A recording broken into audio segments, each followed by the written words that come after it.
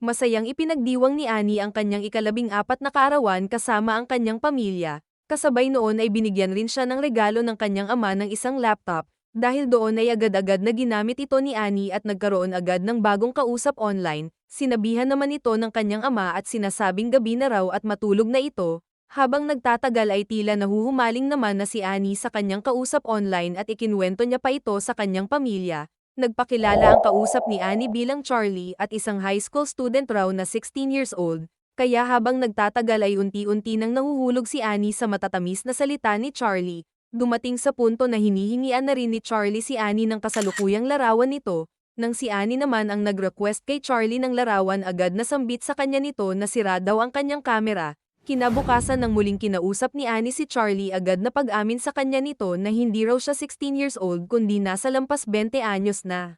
Nang malaman naman ni Annie na nagsinungaling nga sa kanya si Charlie kaya medyo nadismaya ito, ngunit biglang nag-send ng larawan sa kanya si Charlie ng tila attractive na binata kaya naman kinilig si Annie at agad na nawala ang pagdududa mula kay Charlie. May isang beses naman na iniimbitahan si Annie ng kanyang mga classmates sa gaganaping party sa kanilang bahay at gusto rin nilang isama raw ni Annie ang gwapo nitong kuya, subalit nang magpunta si Annie sa party ng kanyang mga classmate nang hindi kasama ang kanyang kuya kaya naman tila pinagtawanan lang siya ng mga ito. Matapos noon agad na kinamusta naman ito ng kanyang ama tungkol nga sa party na kanyang pinuntahan. Malungkot na sambit ni Annie sa kanyang ama na talaga raw marami sa kanyang kaibigan ay hindi siya gusto dahil sa kanyang personalidad. Ayos lang naman raw iyon sagot ng kanyang ama at maging totoo lang raw ito palagi sa kanyang sarili. May isang beses na sinundo si Annie sa kanilang school ng kanyang mother at nakita nito na mayroon siyang binili.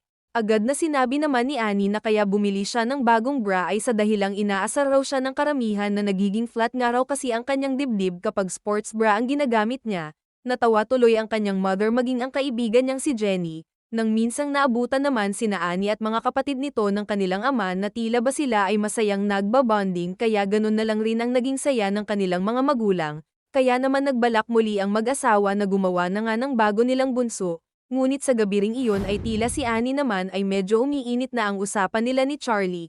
Tinanong si Annie ni Charlie na kung ano nga raw ang suot nitong pangtulog ngayon, sambit naman ni Annie na t-shirt at short lang raw ang kanyang suot at wala nang iba pa.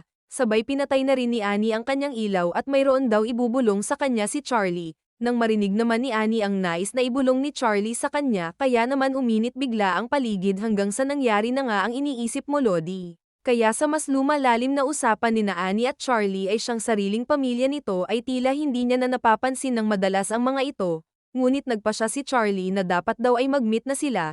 Excited naman na makikipagkita si Annie kay Charlie sa lugar ng isang mall. Tinawagan niya pa nga ito at sinasabing naroon na raw siya sa lugar ng kanilang napagkasunduan, nang biglang may lumapit kay Annie na isang lalaki na nasa edad 40 na ito at nagpapakilalang siya raw si Charlie. Sa nakitang iyon ni Annie ay labis itong na-confuse at naluha.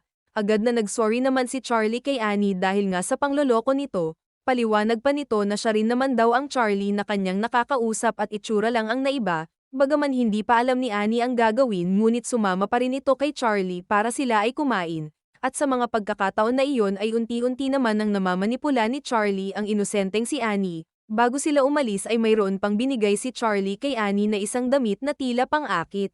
Sinabi sa kanya nito na gusto niya raw makitang suot ni Annie. Kaya pumunta ang dalawa sa motel upang doon susuotin ni Annie ang dress na binigay sa kanya ni Charlie. Nang masuot at makita naman ni Charlie si Annie ay tila todo papuri na siya sa dalaga at sinasabing huwag raw itong mahiya dahil maganda naman daw ito.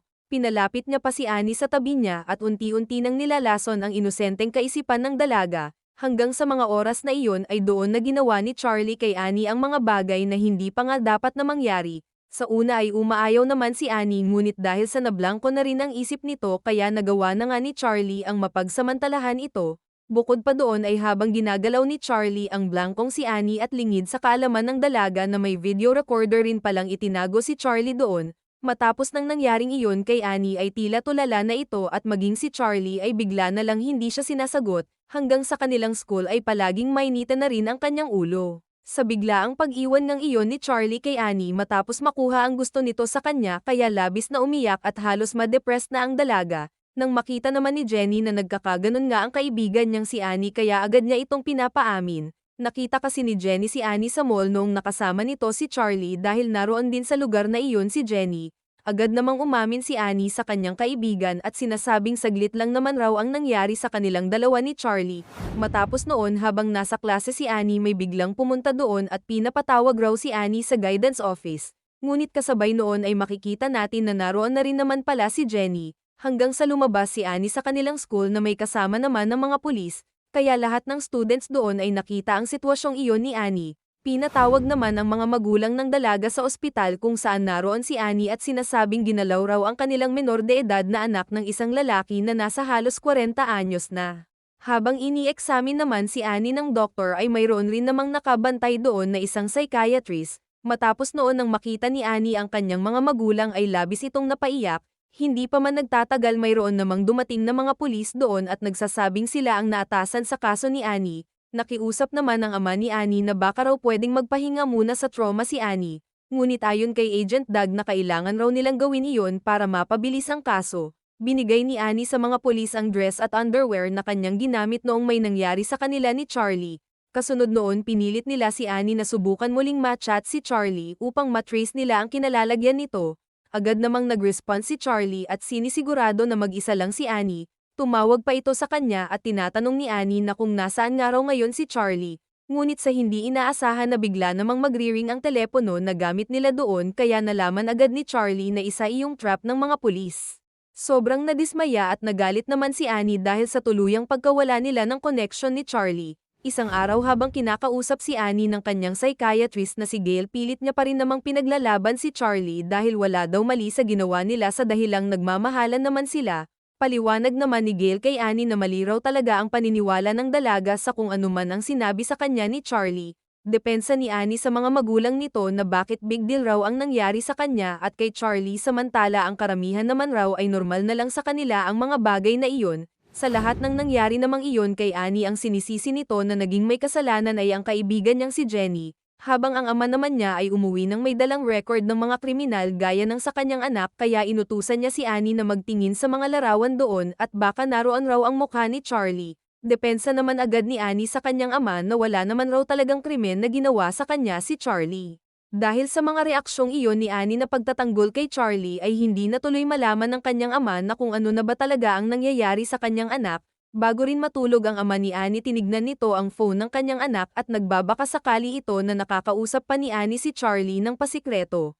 Hindi nito alam na gising pa pala si Annie kaya nalaman ng dalaga ang ginawa ng kanyang ama. Nang muling pumasok si Annie sa kanilang school agad na lumapit sa kanya si Jenny at humihingi ito ng tawad sa kanya dahil sa nagawang pagsasabi nga ng sikreto ni Annie. Subalit labis na nasaktan si Annie dahil nasira daw ang relasyon nila ng kanyang pamilya at ni Charlie sa dahilang nagsumbong nga ang dati niyang kaibigan, nang minsang kinausap si Annie ng kanyang ama upang ayusin na nga nila ang muling samahan at makipag-cooperate na rin daw sana si Annie sa kaso na kanilang inaayos, subalit buo talaga ang pagmamahal ni Annie kay Charlie at tila nilaso na rin ito ang isip ng inosenteng dalaga.